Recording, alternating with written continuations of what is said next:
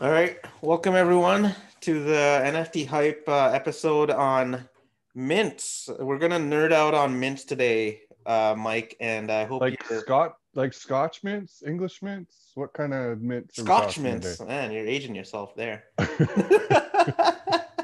No, I like mints. English mints. Those are my favorite.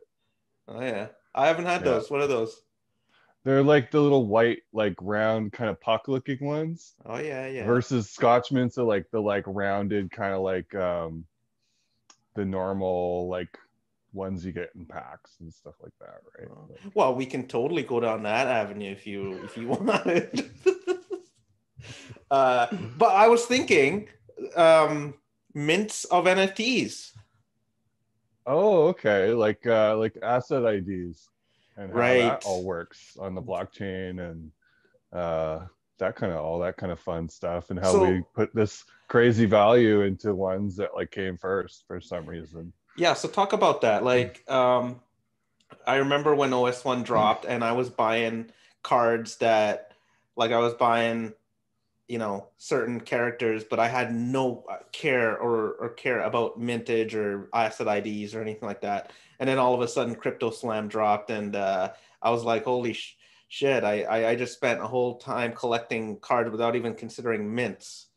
Talk about how you found out and what impact it had on your collecting. Well, I mean none of us really thought about that at the beginning. I kind of like I've been in the NFT game for a while, so I had a clue about mints from asset IDs and stuff previously, but I just never even really like thought about sorting the cards that way and buying that way for some reason. Like it just didn't really clue into it. But the funny thing was is because I didn't buy a ton of packs, so I cracked a bunch, and then I think I had a couple left and I didn't want to part with them because they just kept going up in price, and I was like, oh my god. So I just started buying cards, and all the cards that I was buying were all the early mint cards that people were just dumping on the market because Right. they were the first ones out of packs,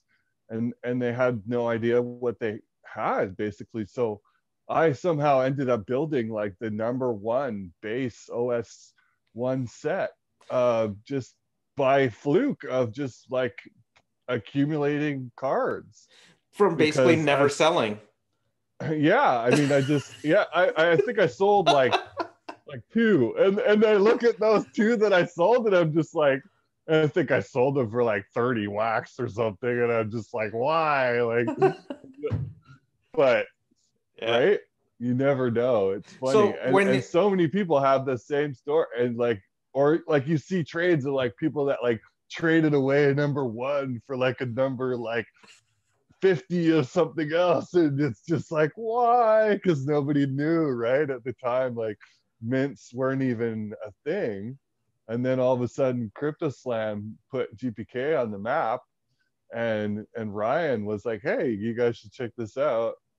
And so I was like, okay, I'm cool, I'm hip to this, I right. can do this, So when you right? found out, you were almost like it was good news for you because you had accumulated all the early I was ones. like, I was the number one set, like literally like number one master everything, like because I just had such high mintage of all of my cards, right? And so I was just like, oh my God, this is awesome. And then people started challenging me.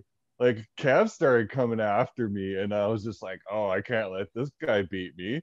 So then I just started buying more cards.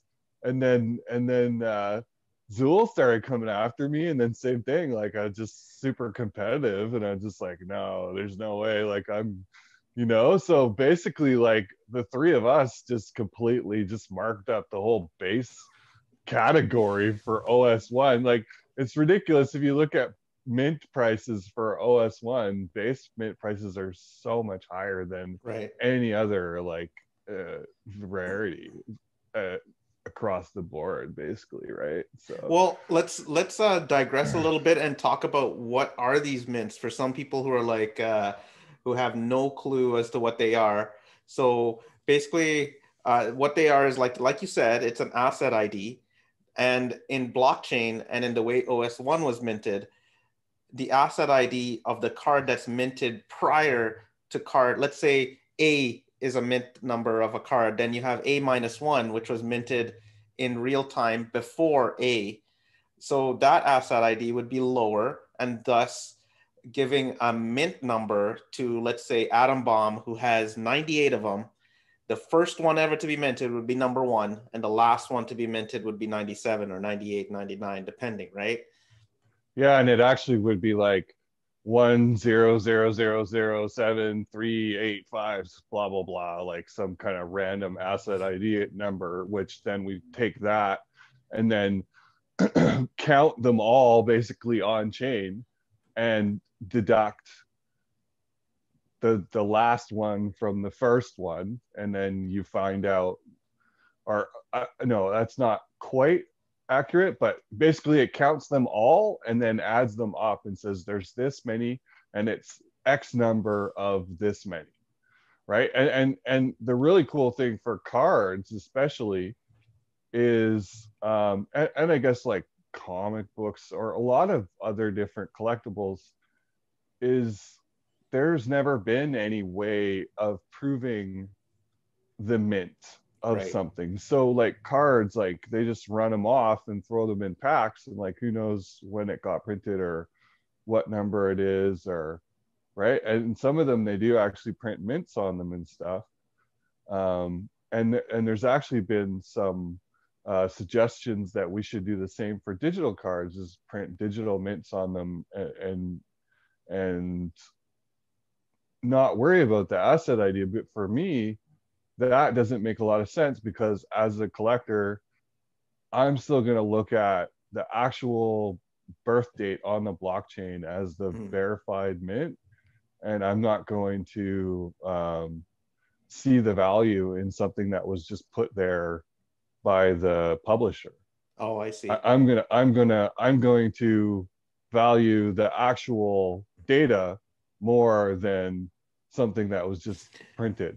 So right? this is we can give this an analogy, right? Like in an old way of collecting. And my pops-in-law, he likes talking about cars, and he's like, well, in Chevy terms, the Corvette that came out, let's say, pick a random year, 87.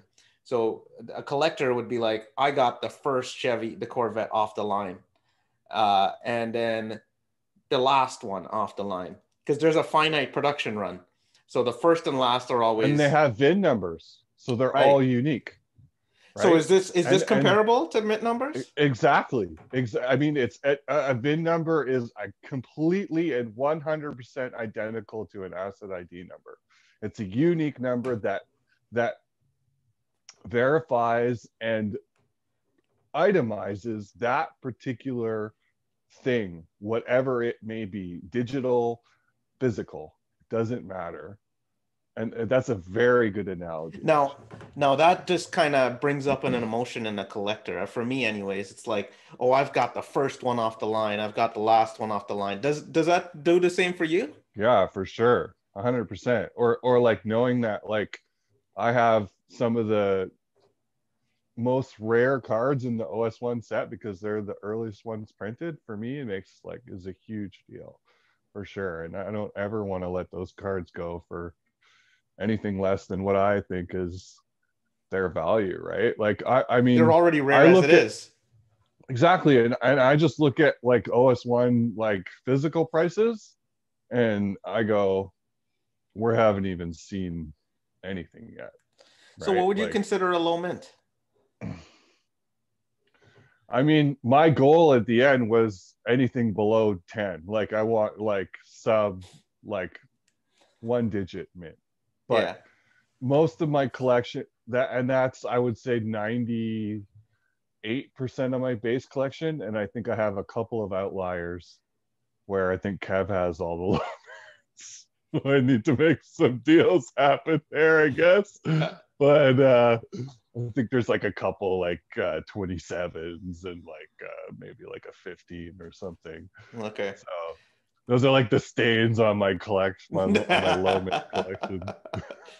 That's funny. But for other people, those like they would consider that super low because I mean, like most base cards, like OS1 base cards have 600 to 700 minted, right? So I mean, anything below 100, especially on CryptoSlam, gives you like a ton of good points, right? So I mean, like going to the OCD thing, like as far as me of trying to like, and it really all just was because I was getting pushed. Like if nobody was chasing me, then I probably could have just sat back on my laurels and been like, da da da, Yeah. right? But it was So, kind of just like it was on, right? And the other thing was, I think that people were severely undervaluing these cards, so it was kind of just like, okay, well, you guys don't think it's worth that? Like, I'll oh pay yeah. that and show you that it is worth it. You know what I mean? Because Like, at that point in time, you were probably getting, I'm just estimating here, but you were probably getting like uh, a sub 10 mint for maybe 5, 10 times the regular cost. And you were like, you made that trade-off in your mind and you said,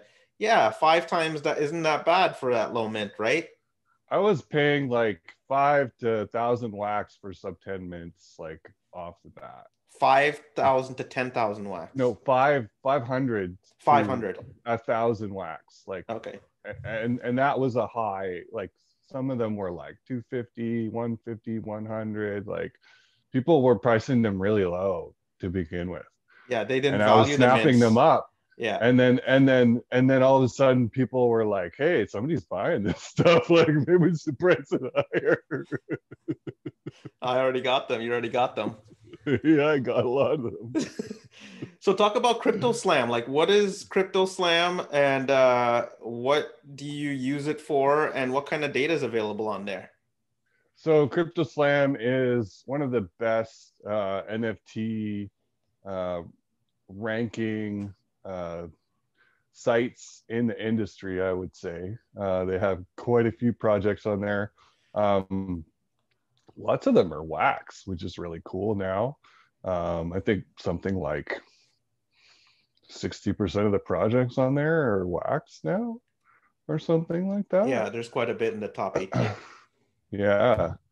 And it allows you to look at all the data about the whole set. So when it was minted, who minted it, how many were minted, what like timelines. Then you So can see all the collections. talk about what you So care about, the set rating. yeah, so the collections is the big thing for me. So there's a base, prism, and sketch set rating, as well as a master set rating for the OS1 series. And for me, the big one is base because that's the one that I have the highest ranking cards in. Okay. And I'm number one. So I try and make sure that that stays that way as much as possible. I was And surprised you didn't bite on some of the dumpage that happened for the number ones the other day. yeah, I just didn't have a ton of liquidity at the time, but Yeah, and I Kier saw snapped Mauled those Paul up on there. on I me. was like, Mike's So gonna buy that Mauled Paul. yeah, I could have, they definitely could have got more of those, but I've been focusing more on assets that seem to have a little bit more life lately. Unfortunately, OS1 is kind of drowning in OS2's tears at the moment, it Yeah. seems like. So Yeah, fair enough. I haven't been focusing on that, and Kira went ahead and got and snapped up a bunch of those number ones, which congrats to him. That's awesome. Um, Talk about I'm happy Mastermint. with number twos. I mean, but yeah, Mastermint is basically so the master, like master Yeah. would be the first mint, the first card or NFT minted of any set. So basically, like the first one ever, Yeah. right? And then the master of, say, any variant would be the first one minted of that variant. And then the master of any character would be the first one minted of that character. And then there could be like master variant character. So different combinations of that, right? Okay. So like the master atom bomb is the first atom bomb, regardless whether it's a base, prism, sketch, or collector's edition or gold, whatever. It's the first atom bomb to ever be printed. Correct. And that could take, like, most likely it's a And then base. you could say like Master Atom Bomb Prism, because that could be the first atom bomb prism ever Right. printed, but Yeah. not necessarily So the the first first prism atom bomb. Yeah. Yeah. Or the first sketch atom bomb. Mm-hmm. Interesting. And I guess Which Mike just made a good sale of a atom bomb sketch recently. oh, was there one? I think it sold for like 26, Oh yeah. 27,000 wax. It was like just over a K. Yeah. Yeah, and so Crypto Slam also ranks sets in terms of sketches or in terms of prisms, B prisms even. It's actually quite, it's you can nerd out quite a bit on these things, couldn't you? Oh man, you can just there's a data rabbit hole that you can just dive down like for eons, like if you really want to. Yeah, for sure. For sure, for sure. Now, Yeah. let's switch gears and talk about, like, okay, so there are definitely people who value mints. They're definitely a markup in terms of price on a sub 10 mint, whatever it is. So there is definitely a premium to it. So therefore there is demand. And what we've been seeing on the releases are people rushing in to buy packs, to be the first one to buy packs, which is why we've seen some things break, to get those packs and to open them up right away so that they can start minting the first assets on the chain, which means first mints. So there's been a mad And rush, with hasn't there? and with OS2 it was really bad because for some reason they decided to, well, there was an issue basically, and someone figured out a loophole, and they managed to mint basically like every first freaking OS2 card on their account. So he got pretty much all the first mints, and everyone was pretty choked about that. So That guy. this has kind of been a topic of discussion now as to whether we should pre-mint or if the RNG birth on demand ways is the better way to go, or some combination of the two. And personally, as much as I love birth on demand, and like I just like opening a pack and having the cards minted at that very time, for me is really special Yeah. because it's just a moment that you can't ever get back, right? Right. Those cards didn't exist previously to you opening the pack, whereas like if you opened a pre-minted pack, then like they're randomly sorted from some pool that exists on chain somewhere, which like for me I could see that pool, so that kind of ruins some of the Mm-hmm. surprise. And I mean, yeah, like you're still not going to know what the cards are and stuff, but they're not born when you open the pack. And for me, that's a huge difference. And I know a lot of people just be like, it's semantics and like, no big deal, like you're crazy, basically. But it just means something to me. It's really special.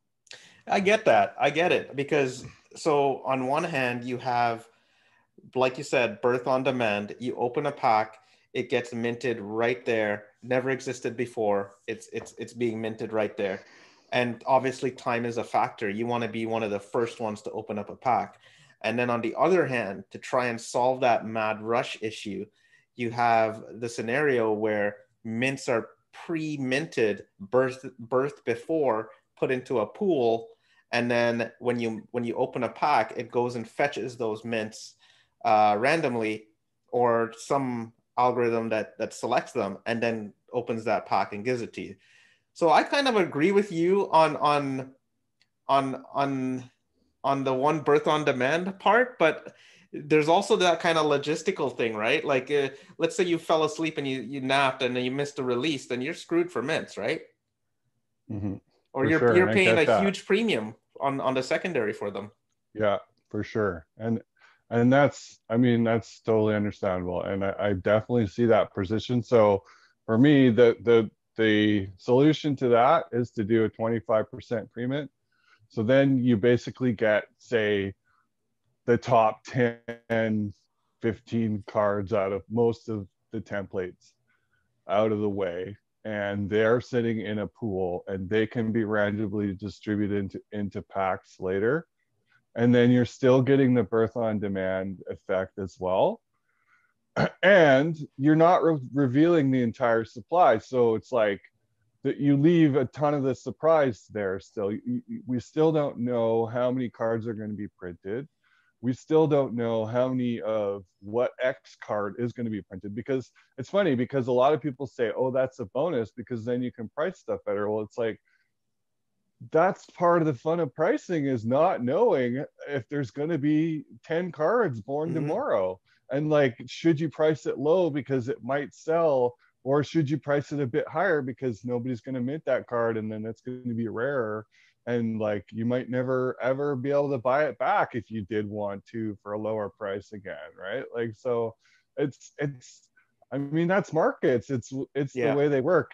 To neuter them by printing X number of cards and making it a known supply, I think is boring, personally.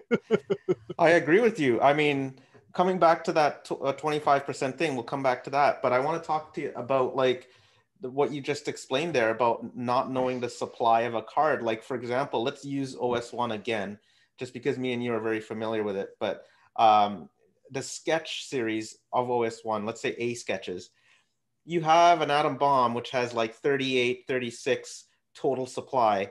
And nobody could have known that until it got to this point where almost 75% of the packs are open, 80%.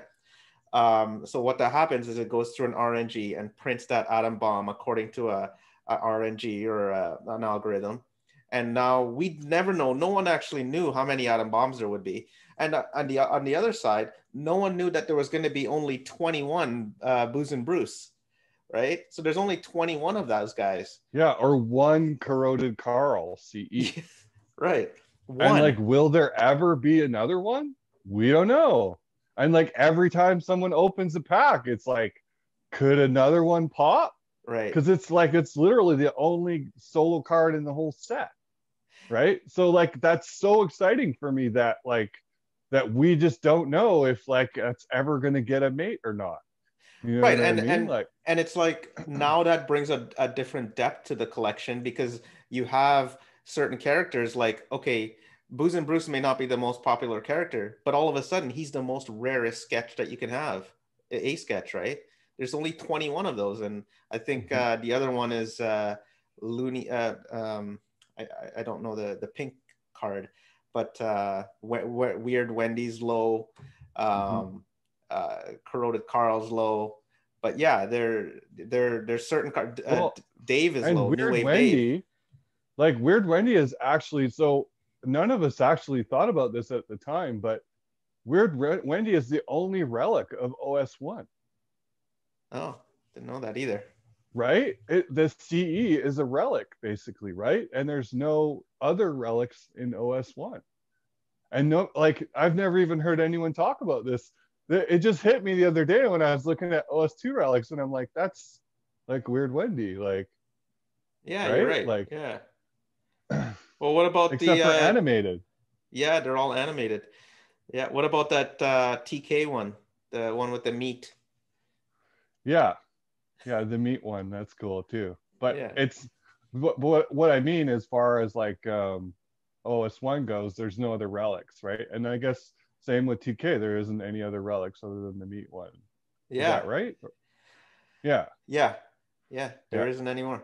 But yeah, going back to mint. So now I like that factor of knowing, because when I was collecting, I wanted to know there was a chance that there were a hierarchy. Like, so Weird Wendy was at the lowest at one point, and then all of a sudden New Wave Dave was coming up to be the most rare. But as more time goes on, you don't know the mintage of them.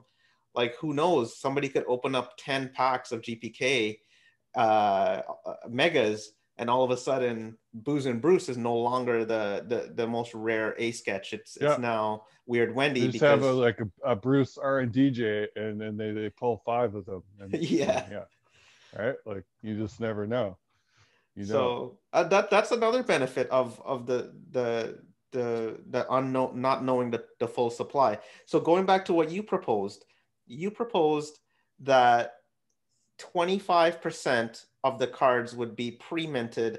Now, does that 25% only include sub 10 mints, or does that include the entire mintage of the card? 25% total. So 25% whatever total. whatever prints, right? I just my example was basically that I would think that 1 to 10 would at least get printed out of that 25%, right? That's kind of my Right. assumption, basically. So yeah, And most cards would be 1 to 10 out of that. Let's say a full 100K plus supply.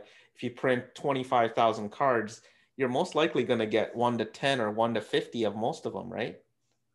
which is perfect in my view, because then you can just RNG those out to the packs, and then you have best of both worlds, right? Which I mean, I just don't see why you wouldn't want to do that, because for me, like the, there's just a huge downside to pre-minting the whole entire set, especially on blockchain, because like I can see all those cards,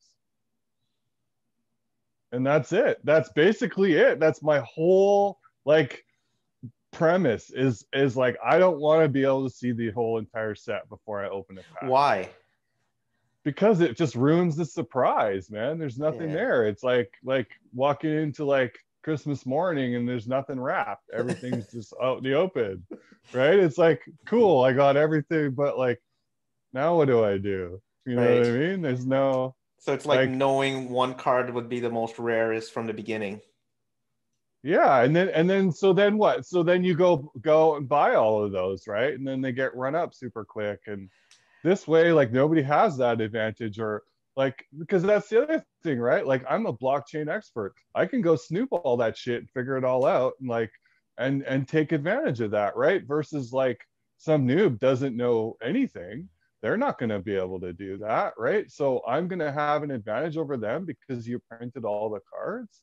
Like, and so that right there says to me basically that like you're doing it another way to make it more fair isn't really going to make it more fair, especially if you print 100% of the cards, Right. Okay. because it's just going to give people like me an advantage, and that's what they're trying to stop. Is Yeah. to So get what you're is to saying is have that there's advanced users not be able to have an upper hand, right? So what you're saying is that there's plus sides and minus sides as there is now, and if we try and correct that, there'll still be pluses and minuses. So, it's Which is almost why I'm saying that a compromise in the middle, or even a little bit less so, actually might be a lot better, because that's just going to work better for everyone, right? well, I feel as if the And release then there's no itself, like rush. the people who come up with these releases, it's a design decision. And it's what their community sort of it's going to define their set, to be honest, right? It's going to define your set, how you, if you decide to make everything known, then you Well, and take the something other, out of it. exactly, 100%. I agree entirely. And like, I think a true collector wouldn't want everything to be known, because Yeah. it's just not fun. Yeah. It's not as exciting, Yeah, I get your point right? on it. Definitely. Now let's switch gears again. So okay, we got the fact that mints are valuable. We got the fact that there's different distribution methods. Now, what do you think when it comes to using these NFTs? Like, let's say uh, uh, a set has a utility that's part of a game, like a Cogs or a Nifty Wizard, just something like that, or Alien Worlds. And all of a sudden, does mints matter in this case? Should it matter? Yes, yes, it still does matter, but not as much. And it's definitely more of like a collector OCD thing at that point, for sure. Like, and it's funny, it's really funny actually, because I've just been pricing some stuff for Nifty Wizards myself, because we just dropped a bunch of stuff recently. And the way I did it was I kind of did a tier structure with the higher mints lesser expensive, and then the lower mints a little bit more expensive, while still trying to leave a little bit of room for people on the upside as well. And I found that that's been quite well received. Typically, what happens is that they get put out and then they get snapped, and then all the early mints get overpriced and nobody buys them, right? So it seems like this way a lot of people kind of get a chance to pick what they want and then pay a little bit of a premium for it, which is cool. Yeah, there's definitely mint snobs out there, isn't there?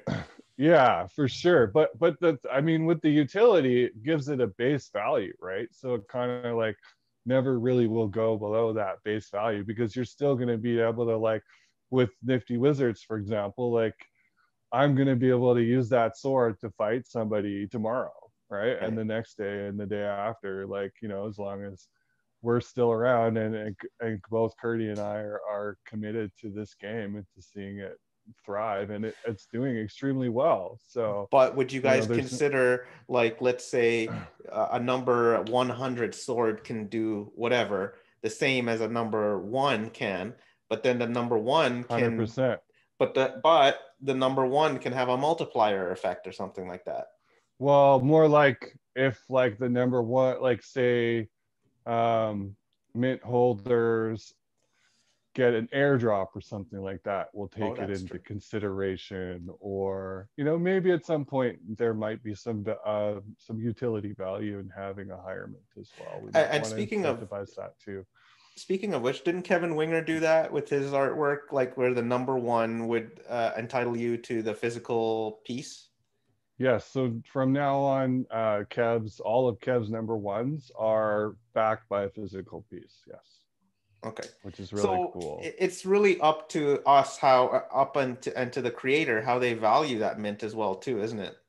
For sure, 100%. The creator and the user, because I mean, they're at the end of the day, they're the ones that are going to pay the premium for that, right? So So, you're really hoping that Topps does something for number one mint basis or low mint basis, right?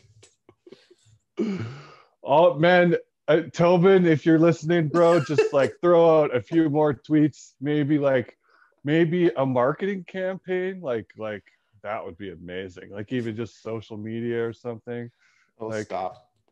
that would be lovely. Stop.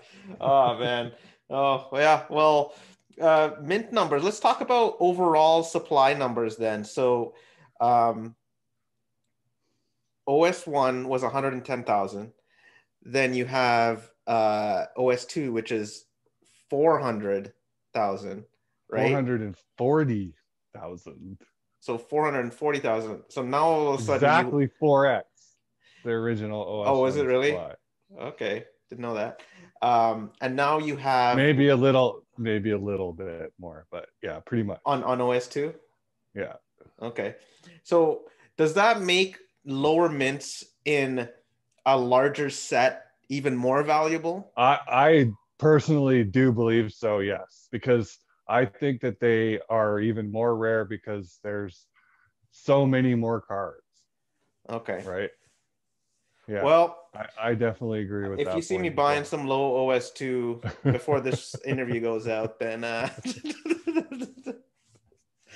yeah, no, I totally get it. It's like they're more special, right?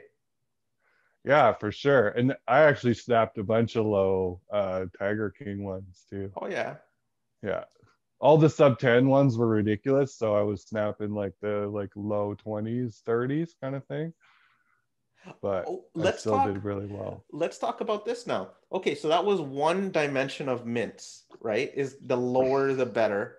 We know that the last mint is kind of out of play unless you pre-mint a set because Well, that's the cool thing about some of these smaller sets, is that's not necessarily true. Like I have a couple last mints of some of these smaller sets, right? which So set? Like for example, like hotcakes, or like one I won't mention here, or can't remember. There's a couple of other Oh, art tunes, I think I have like lasts. So this So could be like what they did for OS1, the gold set, where they dropped exactly 25 of them, right? And of each character or of certain characters, and you have the 25 of 25. I can see that well, where it's okay, so happens, here, right? so hey, Tobin Lent, here's what you do for golds. Okay, here's what you do, right? Tell us that if we complete a set, then we have a better chance, or we're entered into the draw to win a gold. There you go. Incentivize us to buy some cards, That's not a bad idea. Tobin, I hope you're listening. right? Yeah, that's a good idea. So, okay, so last mints, first mints. Now, what about numbered mints? Like I've seen people loving 69, I've seen people loving 88, I've seen people loving 666, 13. So the highest weed price in Nifty Wizards It's 420. is 420 wax.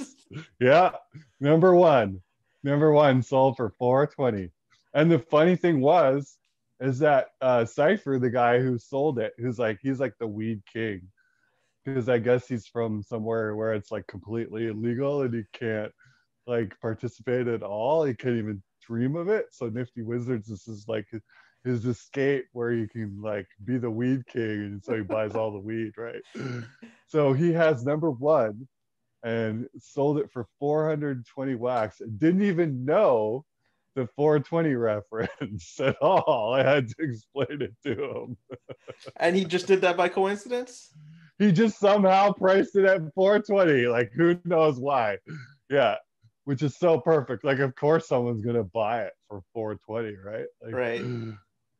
And that's funny because I see some listings out there. Like if you had the number 88 card or something like that, they'll sell it for $888 or 888 wax or 8,888. So there yeah, people definitely love their numbers, don't they? for sure, definitely. Or people like will want the number 100 card, or they'll want the 69, or so. Yeah, there definitely is a number like a mint, like a nice mint thing Do you want to where hear a cool people one? what. So in OS2, there's that Ronald Reagan card, right? Mhm. And he was the 40th. I think it was the 40th president or something like that. And no, you know what? He must have been earlier than that. But whatever it was, that year of the presidency, if it was the 37th or the 40th, that the mint number 40, for example, is way higher than average because Right, somebody out there is valuing that number 40 mint because he was the 40th president. And right. forgive my facts if I'm wrong, I'm sorry, but you know, there's people out there who would do stuff like that. Oh, for sure, 100%. And it's awesome. Like, I think it's funny. I think it's funny that people will attribute that value, and and um they're all good. Like, that's their thing, right? So Yeah, because think of it, you have that now and you own that and you can say I own, the 40th number mint number 40 of this, and he was the 40th president. So it's kind of like a story that goes along with it, isn't it? yeah, which is cool. It's really cool. I mean, I have to admit, I think I have a couple 666s in my storage locker where I was just like, okay, this is cool. And that's it. And that's basically it, right? It's like, oh, this is cool. I'm gonna get this, right? So basically there is no rhyme or reason other than what us collectors put value I on. mean, it's personal preference for Yeah. sure, a lot of it, right? And that's the other thing is you can have this amazing set and nobody ever is ever gonna want to buy it unless you just find that right person that loves the same thing as you or whatever, right? Unless you price it to where it seems like it's a really good deal. But if you want to get decent value out of it, then you definitely have to find the right buyer for sure. Yeah. It's an exercise in finding the like-minded people, I guess, I suppose. Well, I think this was an awesome conversation, Mike. Maybe we'll have a follow-up as the mint debate or the mint whole topic evolves, because I think we're not at the end for sure. We should get Jonah from Atomic Assets on here, and Ben from Wax Blower, because they're big proponents of the pre-mint side, and it'd be Okay. fun to have a little mint debate maybe with them. Oh yeah, that might be. Yeah, we'll look at that. All right, man. Well, All right, buddy. let's sign off for now. Take care, everybody. All right. Peace out. Peace.